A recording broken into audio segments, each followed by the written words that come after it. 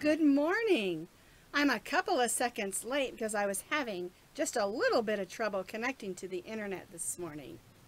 Well, I hope everyone's doing great, that they had a great St. Patrick's Day. Even if you don't celebrate St. Patrick's Day, because we don't really, it's still fun to wear green and dress up a little bit. Well, we have a lot of things to do today. My table again is just filled with lots of things to talk about. Now, if you don't know, every Tuesday at 9:30 a.m. Mountain Time, we do a live video chat. I should say we try to do a live video chat. And then, after our live video chat is done, I always try to put it over on YouTube because some people don't have Facebook, and they asked me if I would put it on YouTube, so I try to do that. And when I move it over to YouTube, I put it in my editing software, and I try to tweak it up just a little bit. And if there are points where I sort of rattled on, I might take those out. It usually ends up being about 5 minutes shorter than the live one. Well, I see some people are already popping in. Good morning. Have you got your coffee today? Clink in. Now, I know St. Patrick's Day is already passed, but we didn't have a St. Patrick's Day live video. And it's kind of interesting because today is the first day of spring, and I've got snow all around my house. It's so funny, on Sunday morning, it was beautiful. It was like 45, 50 degrees, and here in Colorado with the sun, it was just gorgeous.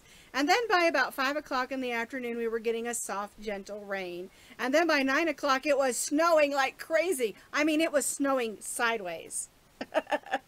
And so we got here where I live in Parker, we got about 7 inches, and it's just gorgeous. And a lot of people complain about the snow, but we really need the snow here. We've been kind of in a fire ban for a while, and we need the snow. This is a good heavy snow, and we need the rain, so I'm not complaining. And they are fantastic about clearing the roads. Even out here in the rural area where I live, they are great about even the gravel roads, clearing the roads. And I've never ever, we've lived here in Parker for, I think, 6.5, oh, is it almost 7 years? Yes. So, and I have never ever been stranded, ever. And we've had a lot of snow. Usually the snow kind of comes and goes, and the way our house is set up, I'll have about, I have kind of a corner where my garage in the front of my house is, and I'll have snow on my front lawn, usually from like the end of November through April. It's just a little bit, you know, gets thicker and with the way the drifts go. But anyway, I love the snow. I've never been stranded, and it's so cool here because the sun is so bright that you can still wear your shorts and your flip-flops in the snow because they clear everything. There's snow next to you on the grass, but you can walk right along and be nice and warm. So I love it. I love living here. Well, we have a lot of questions to go over today. I've got several that I want to answer. I've got some new items. I've got some interesting crochet hooks that I picked up because I wanted some new ones that were plastic, and I'll show those to you in just a little bit. So I want to say hello to everybody. Michelle popped in first. I see Tina and Tammy and Sarah, Jennifer, Sharon, Susie, and I have to oh, she said they got 8 inches in Maryland. So anyway, I'm so glad y'all popped in. Now don't forget to clink in. Isn't this neat? This is one of those cups that I made. I think it says I'm a lucky girl. That you buy the white cup, and then you use your Sharpies, and then you stick it in the oven, and it bakes on. And I've had a lot of fun making those.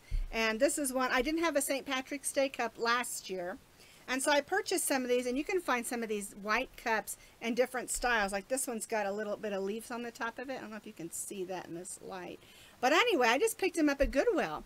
And I'll swing through there every now and then to see if I find any yarn or anything fun craft-wise, because my Goodwill is really good about having some good crafts. And I also look for the white coffee cups that I can have a little bit of fun with. Tina says in Oklahoma we get snow for maybe a day or two. Well, I was born in Iowa, but I grew up in Tulsa, Oklahoma. And then my husband was in the Air Force, and we were gone for about almost 16, 17, 18 years. And then after we retired, we moved back to Tulsa, Oklahoma, and I lived there for 16 and a half, 17 years. And that's where my mom and my sisters and all them lived. My mom and my oldest sister have passed, but I have a couple other sisters there and lots of nieces and nephews that live around the Tulsa, Oklahoma area. One thing that I do not miss about Oklahoma is the June bugs. They were horrible. How many cups do I have? That's a really good question. I have tons, and I'm always buying one that I really, really like, and then someone will say, oh, I love donuts, or oh, I love this, and I just give it to them. The problem is I don't want to dust them, and so I set some of them out. I try to do holiday ones that I have around, and of course, anytime anybody comes over, I have coffee, and so I'll have to tell you, this is my favorite coffee cup. It's one of those big, I think it's a Rhino.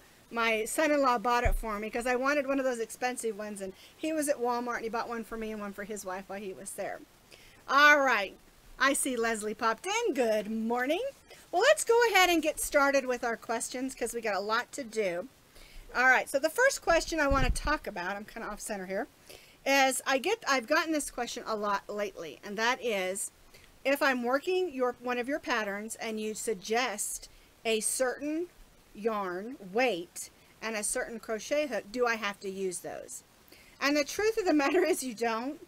But if you don't use the right weight and right crochet hook, like, you know, A, B, C, D, F, G, H, I, J, K, all the right crochet hook, it is not going to turn out right. In other words, if you're using, say, a thick yarn like this, and then you end up using like a thin crochet hook, it's not going to work. And the size is going to be off. Your gauge is going to be off. The reason the designers suggest a crochet hook and a yarn for a particular project is because they want yours to turn out similar to theirs. Now, do remember that everybody has a different tension and a different gauge, and it might turn out a little bit different. One of the questions that I got a lot this week was on my circle placemat that kind of looks like a doily. I did that pattern a few years ago in cotton, and I thought it would be fun to do it in the worsted weight number 4, because cotton, like a peaches and cream, or I love this cotton, is similar in thickness as a worsted weight number 4. And so I like doing it back and forth because a lot of patterns you can do that. Now, one thing to remember when you're doing a placemat, if it's going to have something hot set on it, definitely do it in cotton. But if you're just using it for a placemat on your table, or on, you know, like to put a plant on or a candle or something like that, don't worry about it. You can use the worsted weight number 4. Well, one of the questions I got is, why is it curling, or why is mine too tight, or why is mine too loose? And that really has to do with your own tension. I tend to be a looser crocheter, and so a lot of times when I do somebody else's pattern, I'll go down a hook size so that mine's a little looser because I stitch a little looser. And everybody has their own style and their own tension. Good morning, Kimberly. She snuck in. Good to see you. So anyway, that's something that you're going to have to play with. Now, if I do something that's, say, a worsted weight 3 or 2, and you want to do it in a 4 or 5, remember, it's going to be bigger if you go to a thicker yarn, but you're going to need to go up a hook size or 2, depending on how thick it is. Now, if you look at a skein of yarn, I should have set one here so I could show you, but on the skein of yarn, there's a square with a number. And then next to that, usually, if you're doing Red Heart or Lion Brand, there'll be another square that tells you what size knitting needle to use. And then there'll be another square that tells you what size crochet hook to use. And that's their suggested hook for that yarn. Now, a lot of times, crochet designers will use a different one because they're looking for maybe a more open or lacy look, or a more tight and condensed look. And so it will depend. But if you're going to switch yarns, you might want to try to go with the hook that the yarn suggests. Always keep in mind, if you use a thinner yarn, it's going to be smaller. If you use a thicker yarn, it's definitely going to be bigger. And one thing that I think is really cool is the trend to take those little doilies that are made out of like the number 1 crochet thread, or maybe the number 10 crochet thread, the real thin stuff, and get you a nice big chunky yarn and a great big hook, and make like a great big doily out of that same pattern. And I'm going to have to do one of those sometime because I think they're the neatest thing. Now, I did one, oh my goodness, 6 or 7 years ago, and I don't even know what I did with it. I'm so bad about just giving stuff away, and so I don't know what I ever did with it, so I'm going to have to try that again. All right, so I hope that answered that particular question. Practice your gauge. your tension and see if it fits, you know, and because even within the worsted weight number 4 yarns, some of them run a little thinner like your Simply Soft, and some of them run a little thicker like some of the Karen Cakes. So you just have to, there's a little bit of playroom within each one of those 1, 2, 3, 4, 5, 6, 7, 8. And we now have an 8, I believe, that's a super duper jumbo yarn, those great big thick ones. So anyway, I hope that answered that question. Now the next question that I got has to do with joining. And I'm going to show you a little bit of a demonstration.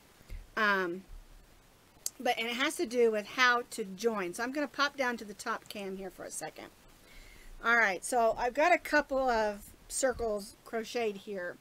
And one of the questions was, how and where do I join? And the truth of the matter is, it really depends on what you're doing. Now I've got one here where I've stitched some single crochets in a circle. Let me go to the center here. And there's 2 ways that you can join a single crochet circle. You can either not join and do what's called a continuous round, and that is where you would just go right in that next stitch and keep going with whatever the pattern tells you around. If it says put 2 single crochets in the next stitch, then you would do that, but you don't join, you just do what's called a continuous round. And that works for a lot of things like the Ammies, the stuffed babies, and things like that. Now, if the pattern says, you know, crochet, let's see, 1, 2, 3, 4, 5, 6, 7, 8, single crochet, 8 single crochets in that circle, and then join and chain 1, where you're going to join is right at the top of that chain 1. And a lot of times, for a chain 1, I'll go right through both of those top loops, pull that through, then you'll pull that loop through the loop that's on your hook, that's a slip stitch, and then chain 1. And usually when you stitch your next row, your chain 1 will not count as a stitch. And that's one way to do it with a single crochet. So you can either do continuous rounds or you can join. Now another way, another thing I should say, is if you're doing, say, a half double crochet or a double crochet or a triple crochet in a circle, you're not usually, unless the pattern designer is having you do it a particular way or looking for a particular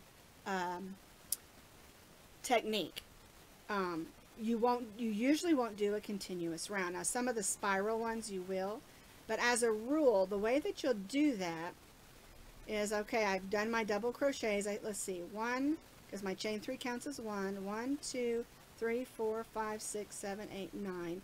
Let's go ahead and do another double crochet because I like even numbers. So I've got 10 double crochets. Now, how would I join and where would I put it? So what I would do is, here's your chain 3. We're going to go in the top of the chain 3. Now, if I'm joining, most of the time, I'm going to go through both those loops. But if you don't and you just go through the one loop, it doesn't really matter. Unless there's a look that they're looking for on the underneath side. It's not going to matter. So you count up 1, 2, 3 chains, go through the loop, pull a loop through, then pull that loop through the loop that's on your hook, and then you'll chain 3 or 2 or 4 or however many. You usually do a chain 2 for a half double crochet, a chain 3 for a double, chain 4 for a triple, and that usually counts as a chain. The chain 3 usually counts as a double crochet, and that's how you would join. Now, back on this one, after you've joined and say you've done your next row of single crochet, a lot of, usually, I say a lot of times because, like I say, a pattern designer may have you do something different. You'll usually skip that chain 1, it's not going to count as a stitch, and when you get back around, you'll join in that first single crochet. Alright, I hope that answered that question. It's another one of those questions that I don't really think about, because a lot of things I just do because I've just done them that way, and sometimes pattern designers don't think about that, because they say, okay, join and chain 7, or join and, you know, make 5 double crochets or whatever, and they're like, well, where and how and what's a join? So basically, every time you join, whether you're joining in a single crochet or chain 3, you're going to join with a slip stitch, unless the pattern tells you something different. And I always, always, always say that. There is, she's asking about the invisible join. There is that, and maybe I'll show you how to do that another time. We're not going to talk about that one today. And one thing that I do, let me come back down here and show you something real quick that kind of helps. When I do, I'm going to go ahead and cut this.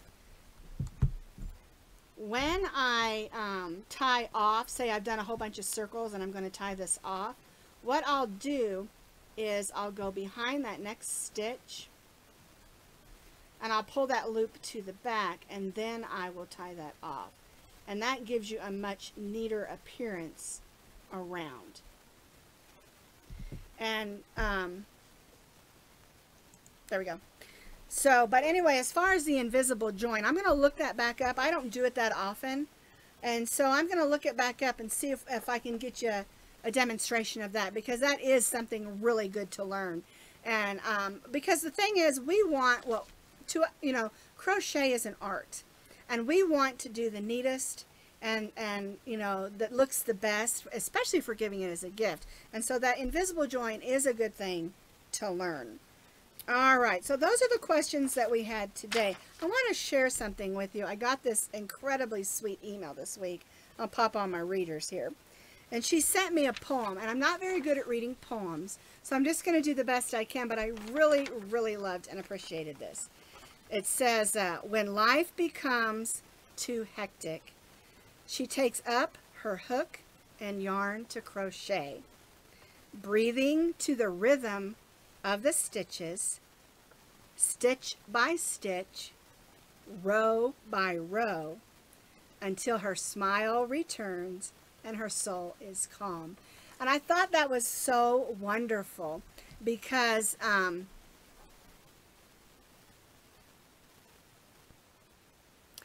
sorry, I was reading the comment. She said, I add cotton to my regular scrubby yarn, April, but have not tried the new ones as of yet. Are you talking about the cotton scrubby yarns, or the cotton that goes along with the scrubby yarns? The cotton that Red Heart has that they just came out, I think I showed it to you last week. I've got some sitting over there. They made it as a companion to go with the scrubby yarn, because like me, I like to put the cotton with the scrubby yarn. And I am going to be having it's a redo of a pattern I already did, but I want to do it with the Red Heart cotton. So be looking for that one pretty soon. I'm going to do a little bit of a series with what I'm going to call spring cleaning, and that's going to be one of those patterns. So maybe that will help you out. Alrighty, so I also wanted to show you some new crochet hooks that I picked up this week. I'm going to lay these down here because they really, really cracked me up and confused me for a second when I purchased them. I'm going to go back down to this cam again. Oops, there we go. Here are the crochet hooks that I picked up. And I wanted to get a set of plastic ones. And so I picked this set up, and I just grabbed these 5. And if you'll notice, I hope that you can see this, because this is an H. This yellow one doesn't have a number or a letter. It just says 7.0 millimeter. And then we go to I, which is 5.5. Then we have J, which is 6, and K, which is 6.5. So this one probably should be over here. But what I found really interesting is it doesn't have a letter. And I've never ever seen that before. And you know, I've been crocheting over 40 years, and I've never seen that before. So we have, you know, H-I-J-K 7 millimeter. And I thought that was the really, really neatest thing. And I wanted to purchase a plastic set that I really liked using, and I have used this H one before. And it is really smooth. It moves really nicely. And one of my things, I have a bunch of plastic ones, because when I travel, I really try to take a plastic crochet hook. Even though I know we almost always fly Southwest because of my husband's business, and he gets a lot of points. But I know they say they're not going to take your crochet hook, but I don't want to chance it. And so I want to take a plastic one. And these are only $2.99. And the top portion of them is similar to what I would say is the the boy, B-O-Y-E style. And I really like them. They work really good. But I had never seen that number 7 that doesn't have a letter. I wonder why they didn't give it a letter. Isn't that interesting? Another thing is, let me pull this out of here. Let me see if this one can pull out easier, because I've used this one. But the handle on it, I'm going to show you this. The handle on it, isn't that pretty? But it's not real big. And the problem that I have, it's got a little bit of a rubbery feel to it. And I have short, fat fingers. And the problem that I have with a lot of the crochet hooks is that they're too bulky. And I've made my own, you know, with the polymer clay, and I really like them. And I make mine just a little bit smaller than some people do. Because I have arthritis in my fingers and I have short fingers. And these are really comfortable to use. And the end is a real smooth plastic, real sturdy. And so I really, really recommend these. They're $2.99 each. And you could go pick one up and just try it, see if you like it. Susie says she has a Clover 7mm with no letter either. I have a whole set of, a couple different sets of Clover. I'm going to go look. I might have just not noticed that. All right, so that's some crochet hooks I wanted to show you. I think they're super cute. And they're comfortable. If you can get a comfortable crochet hook, thumbs up, double thumbs up.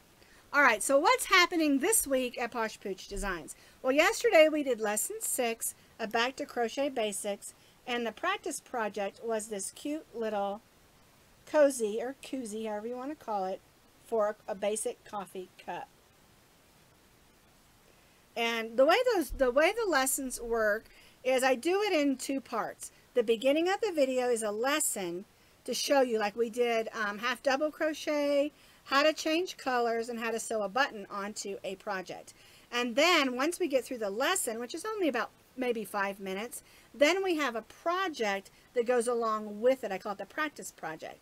And so even if you already know how to do the technique, there's still a project that you can do, because this is stitched all in half double crochets to practice the half double crochets. And so that's the way the lessons work.